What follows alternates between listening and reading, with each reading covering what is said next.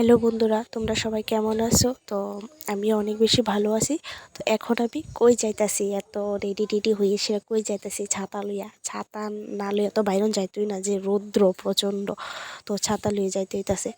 তো আমি যামু মাসির বাড়িতে। তো একটা টোটো পায়ে লেলাম, তো ওইটা গেলাম গা। তো যাইতেছি আমি আর বইনে ওইখানে। তো যাওয়ার কথা ছিল না, কিন্তু যাইতে হইতাছে, একটা কাজ ছিল, সেই কাজটা লেগে আরও বিশেষ করে যাইতে হইতাছে।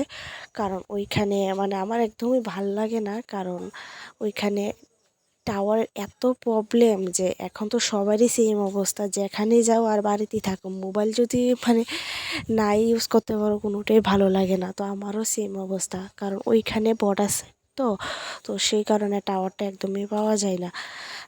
দেখো পরিবেশটা কিন্তু খুবই সুন্দর, খালি গাছপালা আর গাছপালা, কারণ যেহেতু গ্রাম পরিবেশ।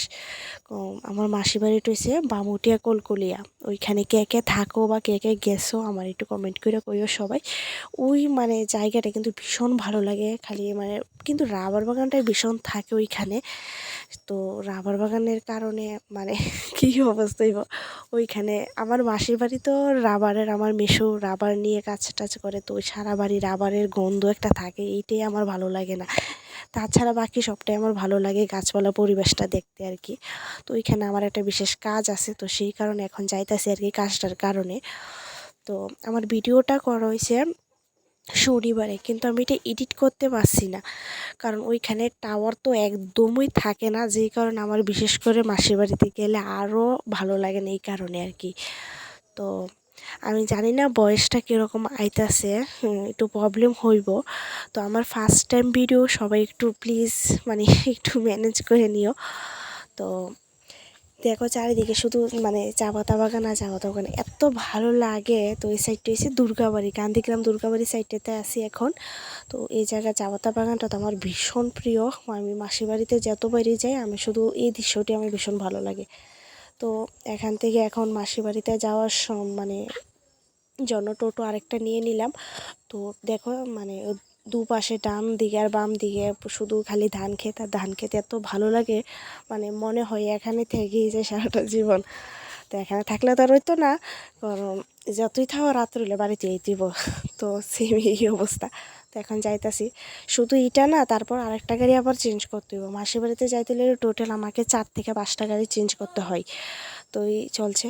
তো যাইতাছি মাসির বাড়িতে। তো ভিডিওটা শনিবারে করা হয়েছিল, কিন্তু আমি তো এডিট করতে পারছি না টাওয়ারের জন্য। তো টাওয়ার না থাকলে তো নেটও কাজ করে না। তো আমার এখন বাড়িতে এসে তারপর মানডেতে ভিডিওটা এডিট করা হইব। তো এখন মানডেতে ভিডিওটা এডিট করতেছি।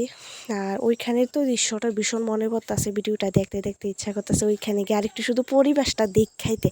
থাকার তো একদমই আমার ভালো লাগে না, কারণ যেহেতু টাওয়ারটা পাওয়া যায় না, সেই কারণে মোবাইলও কিছু দেখতে পারি না, কিছু না, সারাক্ষণ এমনি বয়ে থাকতে হয়। কিন্তু রাবার বাগান প্রচণ্ড, যেদিকেই তাকাও সেদিকেই রাবার বাগান, যেদিকেই তাকাও সেদিকেই খালি রাবার বাগান আর রাবার বাগান। আমার মাসির বাড়ির সাইডটা একটু বর্ডার দিকে, তো ওইখানে মানে বামুটিয়া পুরাটা সাইডই শুধু রাবার বাগান, ধান ক্ষেত এরকমই। তো রাবার বাগান আর শেষ হইতেছে না, আর কতক্ষণ যাইতে হজুম আমার কাছে মনে হইতেছে আমি যেমন একটা জঙ্গলের ভিতরে ঢুকে রয়েছি, রাস্তার হইতেছে না কোনো দিকে যাওয়ার। তো এখন যাইতেছি মাসির বাড়িতে। তো ভিডিওটা আর বেশি বড় করব না, কারণ যেহেতু আমার প্রথম ভিডিও, তো সবাই প্লিজ মানে